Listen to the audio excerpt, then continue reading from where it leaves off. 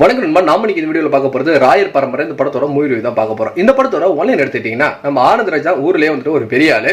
So அவருக்கு இந்த love பண்றதெல்லாம் வந்துட்டு பெருசா பிடிக்காது. அதனால வந்துட்டு பிரிச்சு வைக்கிறதுக்காகவே மொட்ட ராஜேந்திரன் வந்துட்டு ஒரு சீக்கிரட் ஏஜென்டா வந்துட்டு ஒரு கட்சி ஆரம்பிக்க வச்சு அந்த வேலையெல்லாம் வந்துட்டு பார்க்க விட்டுட்டு இருக்கிறாரு.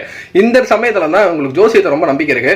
ஜோசியரா நம்ம மனப்பல பண்ணியிருக்காரு. ஸோ போய் கேட்கும் போது உங்க பொண்ணு கண்டிப்பா லவ் வந்துட்டு பண்ணி தான் கல்யாணம் வந்துட்டு பண்ணிக்கும், அது உங்க சம்மதத்தோட தான் பண்ணிக்கும் அப்படிங்கிறாங்க. ஸோ அதனால வந்துட்டு எப்படியா இருந்தாலுமே அந்த ஊர்ல இருக்கக்கூடிய லவ் பண்ணி கல்யாணம் பண்ணக்கூடிய பசங்களோட ஜாதகத்தெல்லாம் எடுத்து இவர் வந்துட்டு வெளிநாட்டுக்குலாம் அனுப்பிச்சு விட்டுறாரு. ஸோ எப்படியா இருந்தாலும் அந்த பொண்ணு வந்துட்டு தான் சொல்ற மாப்பிள்ளையை தான் கல்யாணம் பண்ணிக்கணும் அப்படின்ற ஒரு இதோட இருக்கிறாரு. ஏன் அப்படின்னா அவன் தங்கச்சி வந்துட்டு ஆல்ரெடி ஒருத்தர் லவ் பண்ணி வந்து ஓடி போயிடுச்சு. அந்த அவமானத்தை அவரால் தாங்கவே முடியலையா. இப்படி இருக்கிற சுச்சுவேஷன்ல அவங்க பொண்ணு யார் லவ் பண்ணி கல்யாணம் பண்ணிச்சு, அது இவரோட சம்மதத்தோட அப்படிங்கிறது அந்த படத்தோட மீதி கதையா இருந்தது. யார் லவ் பண்ணி கல்யாணம் பண்ணிருக்கோம் படத்தோட ஹீரோ தான். ஆனா அது எப்படிங்கிறத படத்தை பார்த்து தெரிஞ்சுக்கோங்க.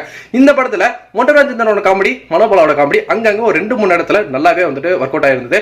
மித்தபடி சொல்ல போனா அப்படின்னா ரொம்ப ஒரு வஸ்டான ஃபிலிமா தான் இருந்தது. அது வந்து சினிமாட்டோகிராஃபி வைஸ் ஆகட்டும், ஸ்கிரீன் பிளே வைஸ் ஆகட்டும், எல்லாமே வந்துட்டு சார் இதுக்கப்புறம் இதுதான் நடக்க போகுது அப்படின்ட்டு ரொம்ப ஃபிளாலஸா வந்துட்டு நமக்கு அடுத்தடுத்து எந்த ஒரு ப்ரெடிக்டபிளோ எந்த ஒரு சீரியஸ்னஸ் இல்லாம ரொம்ப ஸ்மூத்தா வந்துட்டு படத்தை வந்து கொண்டு போயிட்டு இருந்தாங்க.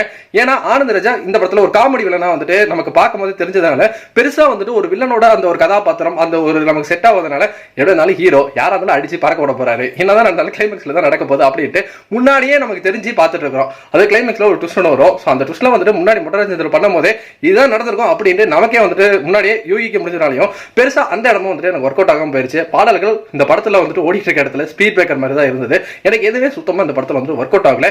நீங்க இந்த படம் பார்த்துட்டீங்கன்னா உங்களுக்கு எப்படி போச்சு நம்மளோட கம்யூனிஸ்ட் வந்து தட்டி விட்டுருங்க. நன்றி, வணக்கம்.